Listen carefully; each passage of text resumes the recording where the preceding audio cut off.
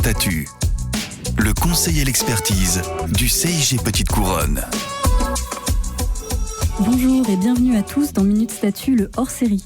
À l'occasion des 1 an de la création du Comité social territorial, le CST, nous allons aujourd'hui nous intéresser à un acteur indispensable intervenant auprès de cette instance, l'ACFI, qui est l'agent chargé d'une fonction d'inspection dans le domaine de la santé et la sécurité au travail. Qu'est-ce qu'un ACFI ? Quelles sont ses missions ? En quoi l'ACFI joue-t-il un rôle essentiel dans la construction du dialogue social ? Ces questions, nous allons les aborder avec nos 3 invités du jour. Léo Massé. Bonjour. Constance Besse. Bonjour. Et Valia Robin. Bonjour. Minute Statut, le hors-série, c'est parti.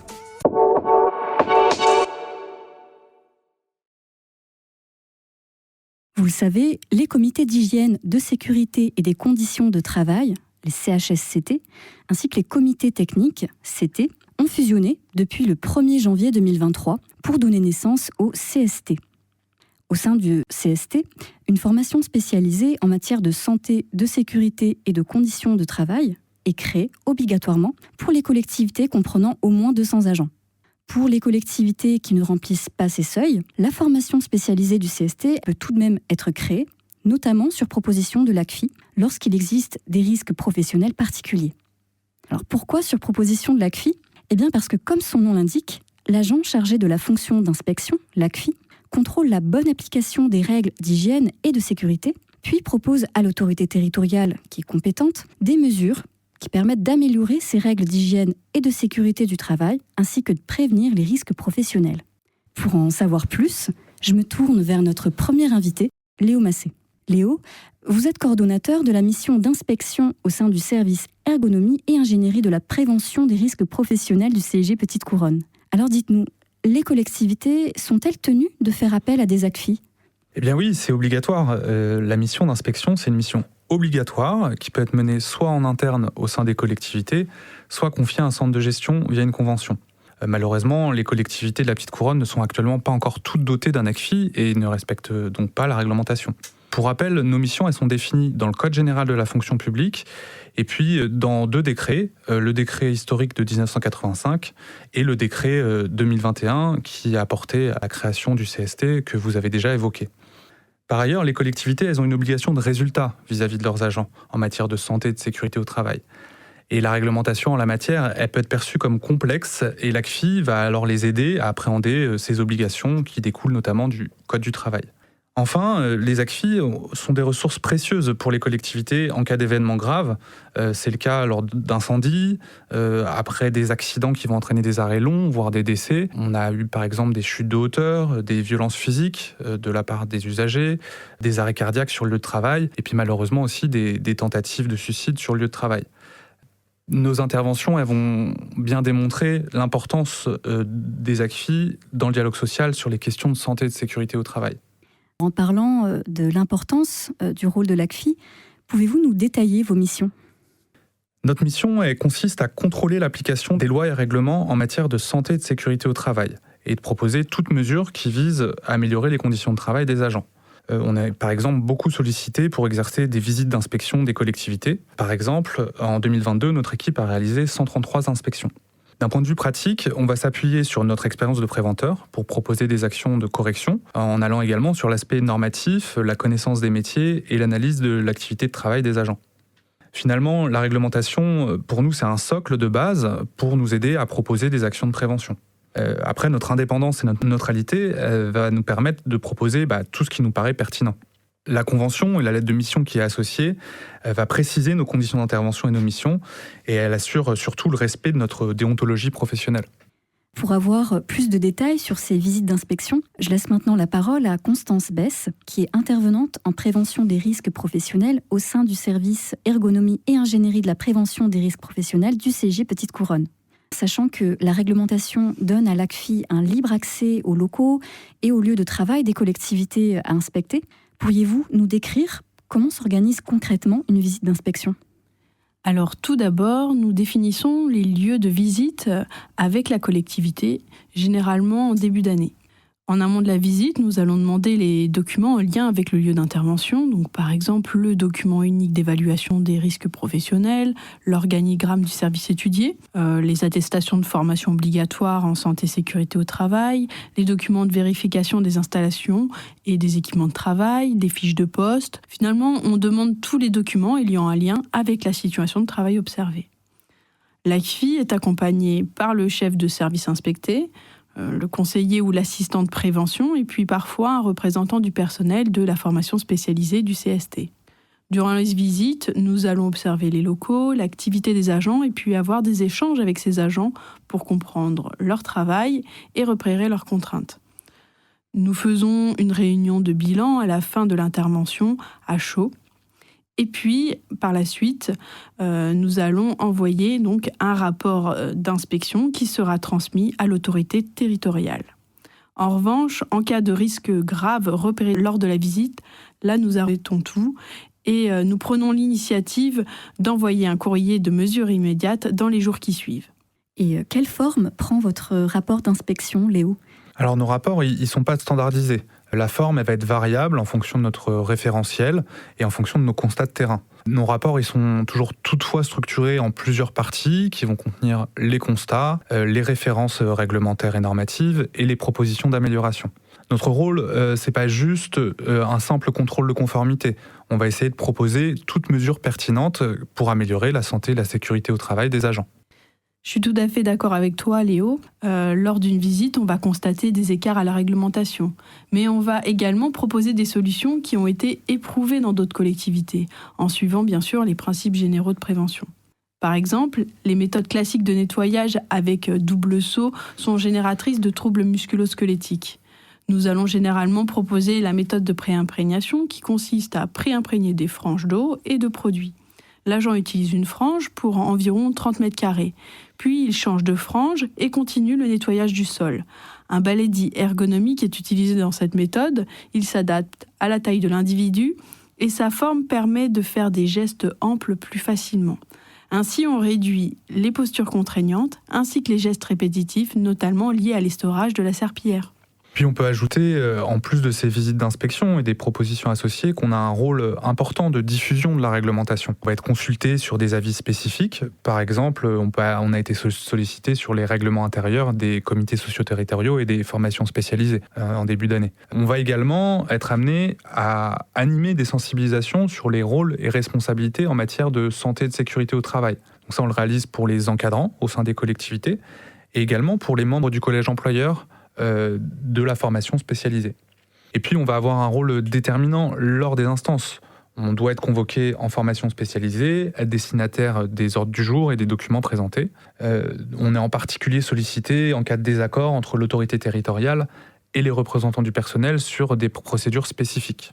Oui, et puis nous sommes sollicités aussi dans le cadre d'enquêtes pour accidents graves où nous allons apporter un appui méthodologique qui vise à fluidifier l'organisation de l'enquête, garantir la recherche des faits et puis finalement éviter les jugements. En effet, la finalité étant d'identifier les causes et les axes pour éviter un nouvel accident. On va bien s'assurer que l'objectif de l'enquête n'est pas d'établir des responsabilités. Par exemple, nous sommes intervenus pour accompagner une enquête suite à un accident grave d'un agent intervenant sur la voie publique et survenu de nuit. À la demande des représentants du personnel, l'ACFI a été intégrée au groupe d'analyse de l'enquête afin de clarifier la méthode, les objectifs et puis garantir la transparence de la démarche. On intervient également dans le cadre de procédures de danger grave et imminent et de demandes d'expertise agréées des représentants du personnel.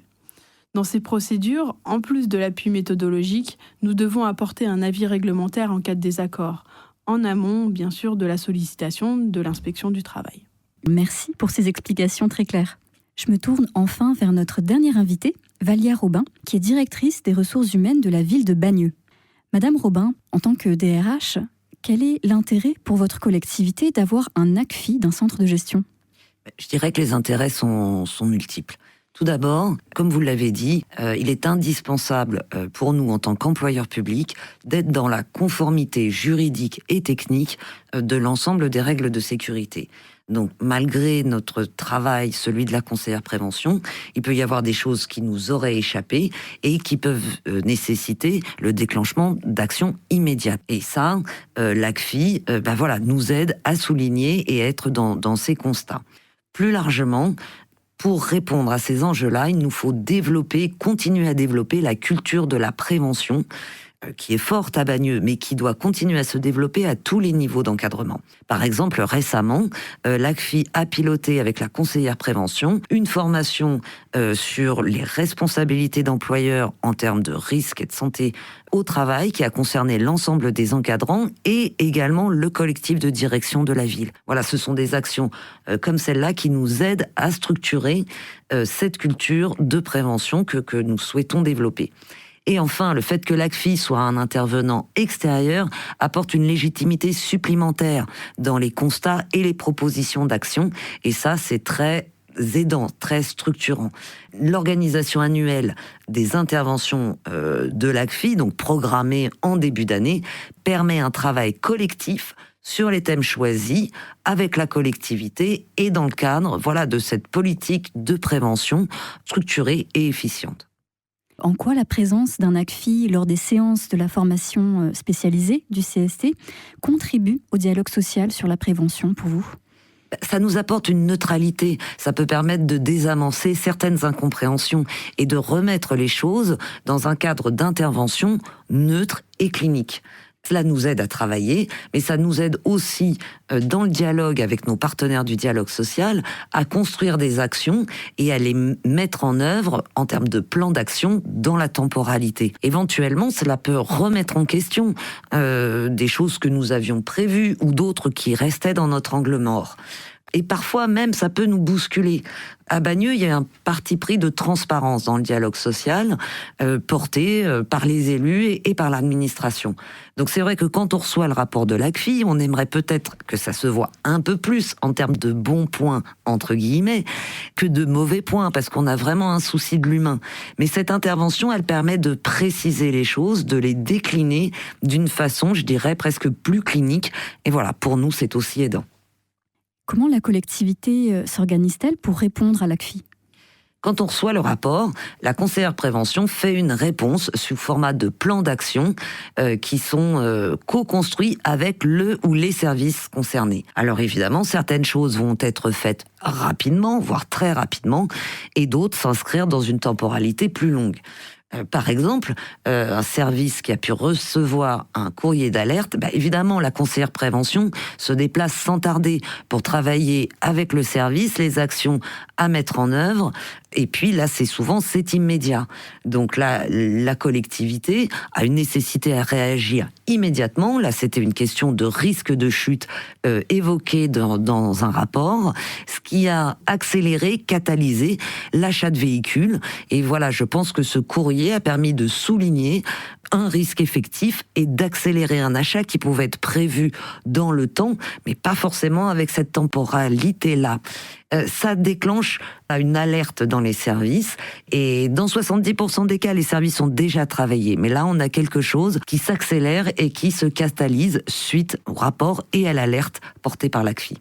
Justement, vous indiquez que le courrier de l'ACFI déclenche quelque chose, une prise de conscience dans les services. Est-ce que cela veut dire que la collectivité suit toujours les propositions formulées par l'ACFI ? Je dirais dans 95% des cas. Et bien évidemment, dans les cas urgents, nécessitant des actions immédiates sur un risque grave.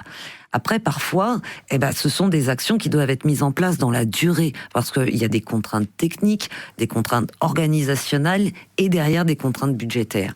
Donc on ne peut pas forcément tout mettre en place au rythme où nous-mêmes, DRH, on le souhaiterait, parce que ça dépasse largement le cadre de notre action. Et on essaye de faire ça vraiment en hiérarchisant les urgences et les facilités de plan d'action.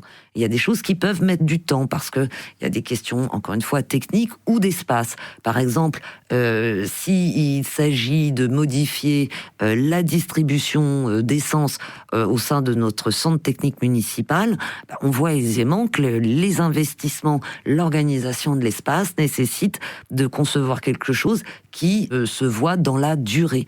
Ce sont des contraintes et des nécessités d'agir qui dépassent largement le cadre de la direction. On s'y met au travail avec le service parce que bien évidemment, ce qui est premier, c'est la préservation de la santé et de la sécurité au travail des agents. Je reviens là sur l'exemple. On a eu un investissement rapide sur un changement de véhicule à la propreté urbaine lié à une alerte, et ça dans un temps très réduit. 8-9 mois après le rapport, les véhicules étaient achetés. Bon, on parle quand même d'une surface financière de 100 000 €. Donc c'est encore une fois cette action d'accélération et de catalyseur de l'action qui est pour nous aidant et structurant dès lors que le besoin a été identifié. C'est un travail partagé, il se fait avec les services qui eux-mêmes prennent en compte ces questions-là et qui se saisissent de la démarche. Pareil, le risque incendie, nous pouvions être conscients par ailleurs. La suridentification plus précise de l'ACFI, ça nous a permis de programmer un plan pluriannuel de prévention, de remettre en place notre stratégie incendie, de redéfinir les priorités et de déclencher aussi l'actualisation des formations nécessaires. Enfin, dernier exemple, en 2016, nous avions eu, suite à inspection au garage, un courrier d'alerte. Et suite à cela, c'est aussi des organismes extérieurs de contrôle qui interviennent. Donc voilà, ça nous pousse à agir dans des limites qui sont au-delà de la direction des ressources humaines et qui vraiment mobilisent l'ensemble des services concernés de la collectivité. Et évidemment, c'est pas indispensable qu'il y ait d'abord une alerte pour qu'il y ait le plan d'action. Mais suite à ces alertes et ces plans d'action, déjà on est sûr de ne pas passer à côté de l'essentiel et encore une fois, structurer, accélérer ce qui doit l'être et structurer dans le temps notre action. Enfin, le chargé d'inspection, nous avons la chance d'avoir une ACFI depuis plusieurs années, donc ça ancre un historique au sein de la collectivité, une connaissance fine de la collectivité, au-delà des différents acteurs qui peut être, eux, plus mouvants. Alors une dernière question pour vous, Madame Robin. Avez-vous vu une évolution depuis la mise en place du CST et de sa formation spécialisée ? Très franchement, à part le changement d'acronyme, non, pas réellement. Nous avions des CTP réguliers tous les 2 mois. Nous avons maintenant des CST réguliers tous les 2 mois. Nous avions 3 CHSCT par an. Maintenant, nous avons 3 formations spécialisées par an. Et puis, nous avions aussi une bonne appréhension des sujets spécifiques devant être portés maintenant au CST et ceux devant être portés maintenant à la formation spécialisée. Si nécessaire, on convoque des formations spécialisées exceptionnelles, mais tout comme hier, on convoquait des CHSCT exceptionnels. On se rappelle de la période Covid. Et puis là, dernièrement, en 2023, on a eu un sujet autour des punaises de lit qui a mobilisé le même dispositif exceptionnel.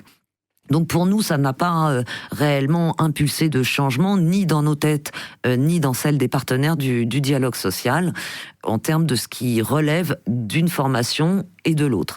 Finalement, ce sont, pour notre collectivité, presque plus les élections professionnelles, même s'il n'y a pas eu de changements fondamentaux dans la composition de nos partenaires du dialogue social, mais qui a impulsé derrière les formations obligatoires des représentants. Voilà, c'est plus là finalement que se sont condensés les potentiels changements. On peut quand même retenir comme point positif qu'il y a eu une transition plutôt facile vers le CST et sa formation spécialisée. Et pour vous, Constance, quel est votre constat ? Eh bien, de notre côté, nous pouvons observer une hétérogénéité dans la gestion des instances. La majorité des collectivités s'est bien emparée de cette évolution réglementaire et a gardé le même fonctionnement, avec des séances dédiées à la formation spécialisée. Certaines collectivités n'étaient pas soumises à la mise en place de formations spécialisées et ont décidé de la mettre en place pour garder le même fonctionnement qu'avec les CHSCT, finalement une instance dédiée au dialogue social sur les conditions de travail.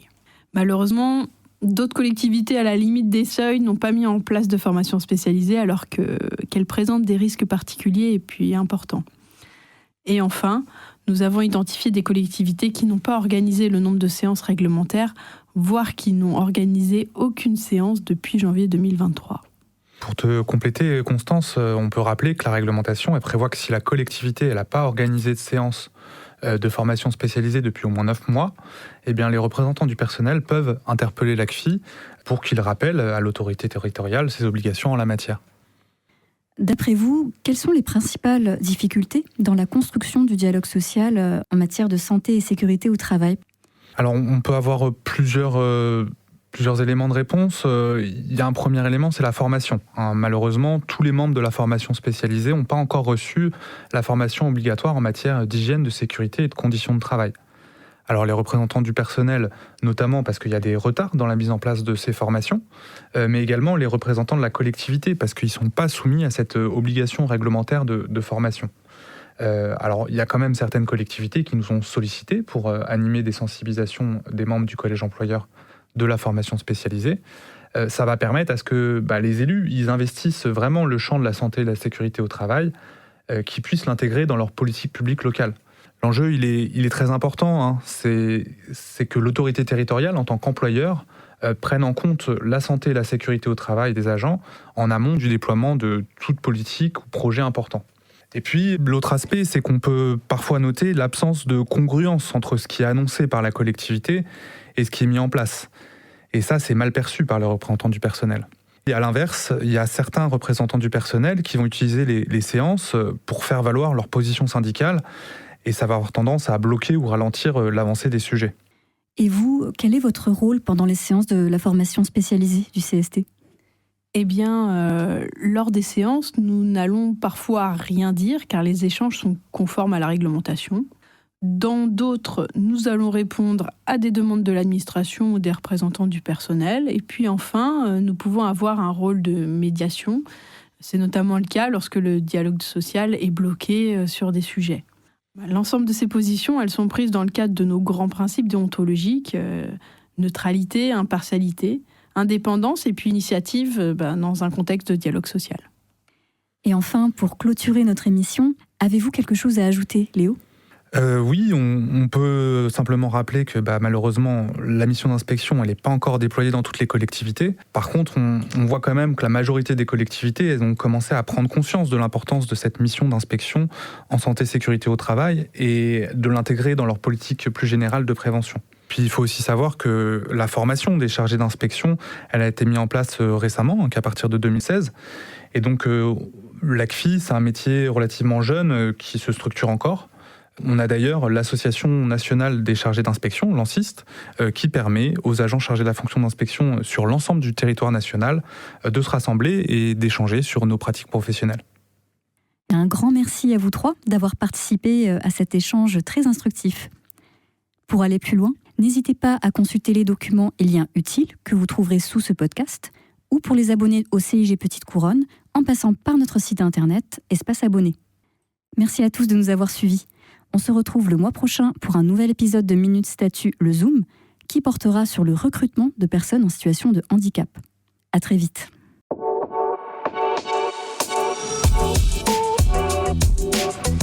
Minute Statut, le conseil et l'expertise du CIG Petite Couronne.